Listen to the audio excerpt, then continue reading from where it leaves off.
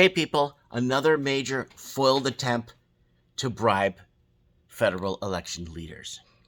Oh yeah, so we'll get to that right now and the importance of this, especially with the way things are gravitating in the world and the way things are pivoting. The Borealis is coming into view. Guys, don't forget to check us out tomorrow night on Mike in the Night, Saturday, 7 p.m. Pacific time. We have the Raven on the ground in Ottawa reporting for us. Hopefully that'll be good. And if you're in Canberra, if you want to report for the channel, please send me videos if you're at the Million Man March. Okay, well, what's happening here? Well, Australian news is actually reporting something I don't think they should be reporting.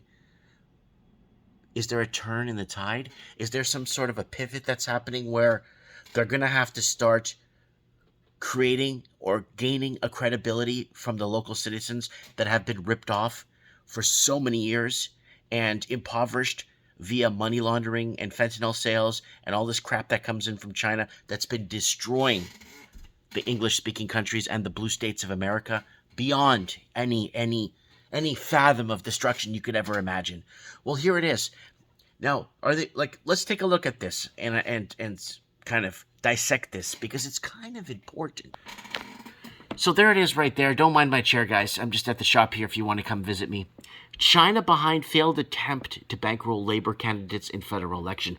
This is major, and it's not even breaking news, even though it's a major. So there's Canberra. There's the capital there of Australia, where you'll see the Million Man March today, because they're a day ahead of us. It's still Friday here. A Beijing-orchestrated plot to bankroll New South Wales Labour candidates in this year's federal election has been foiled by ASIO. That's like the Australian FBI. So let's go to the key points here. This is kind of important. A business figure with deep ties to China was at the heart of the plot. The Prime Minister and opposition leader have both been briefed and briefed on the failed operation.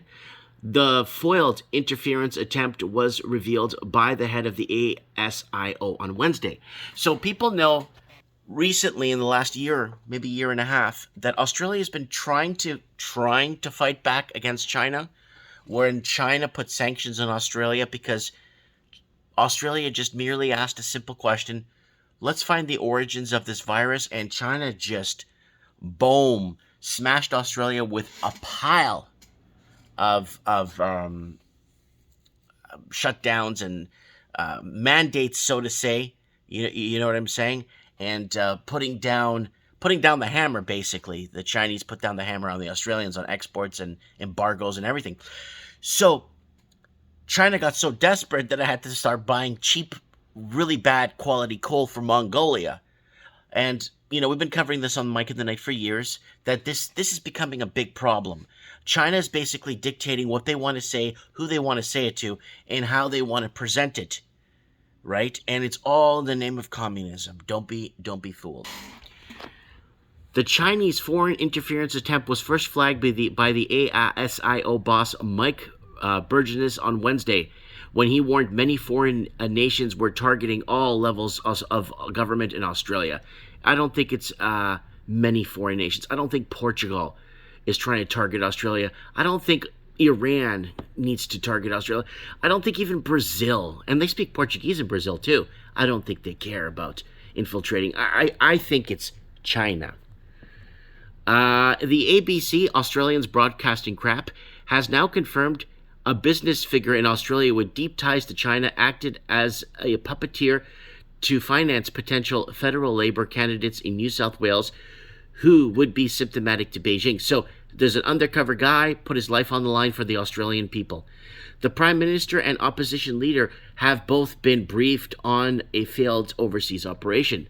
Labour leader Anthony Albanese insisted the potential candidates courted by China were not ultimately preselected by his party, and foreign interference attempt on Labour was unsuccessful. I have spoke to Mr Burgess today and have reaffirmed that he has not raised concerns about any of my candidates, Mr. Albanese said Friday. So there it is. I guess he's wearing a mask there. At this point, the ISO acted or intervention ensured the plan was not executed and no harm was avoided.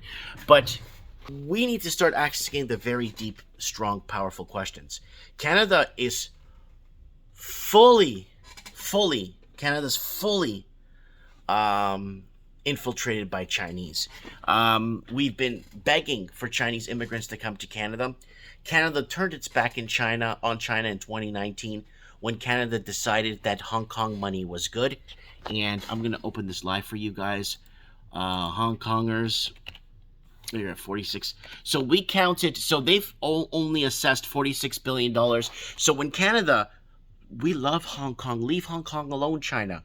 That was the best move Canada did to bring in record capital and illegal flight of money and tons of laundered money. This is what they know of. I spoke to an expert. He says it's about $243 billion came in from Hong Kong. And now Canada is even flipping the script even further.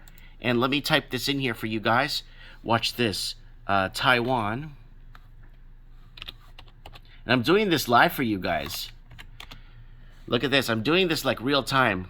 So Taiwan, Canada start talks on investment agreement to bring in foreign investors as Taiwan becomes threatened by China. And Canada loves this because Canada's going to play every side of this. Australia, not too much lately. Australia looks like it's on the ball, kind of. I don't trust anybody in Parliament there, but I'm saying it looks like they're trying to gain confidence of their people. Canada, they're quadrupling down. They're betraying the people of Canada, and Canada's been betrayed for many years. Canada will be in a recession.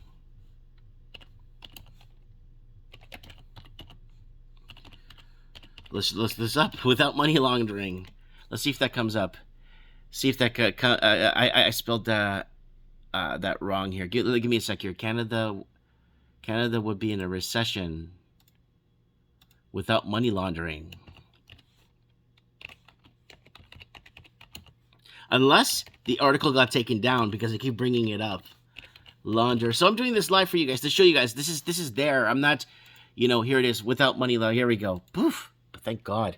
So here's the article. So Canada's been very heavily dependent on exporting homes to China and impoverishing the middle class, selling our lithium mines, selling our gold mines, our coal mines, everything like that.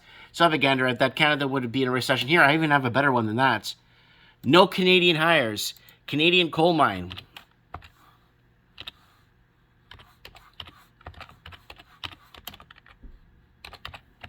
Let's see if that comes up. Well, I'm doing this live for you guys, so here we go. So they own our biggest Canadian hires for 4 years at Chinese-owned mine. No Canadian hires. So I have to buy to read that, but it's happening. Canada's quadrupled down on betraying its own people, and that's why this convoy is taking place. Freedom convoy is doing really well, and we got the Raven right now on the ground in Ottawa, who will be reporting live to us on the streets at night in Ottawa, and he's been getting a lot of reports for us on the ground. Guys, if you're in Canberra or you're on your way to the capital of Australia, please send us video clips or whatnot.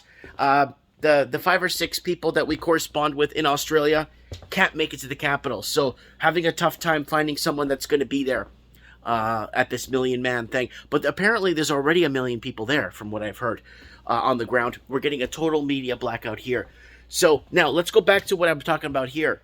How much infiltration is there? Is everybody bought out? How far does the buyout go? How far? I mean, I know my kids are my little kids, my 7 and 5-year-old. They're in a lot of trouble financially already, and they haven't even gotten on the pitch. It's like a soccer match. They're already losing 5-0, and they even haven't started the game yet. That's the problem. Anyways, guys, let me know what you guys think. How far gone are we? I'd like to know what you guys think in your comments below, and we'll talk soon. Mike Martin's here, reporting from the Merritt Toys and Games in Merritt, BC. Come down and visit me. I have spoken.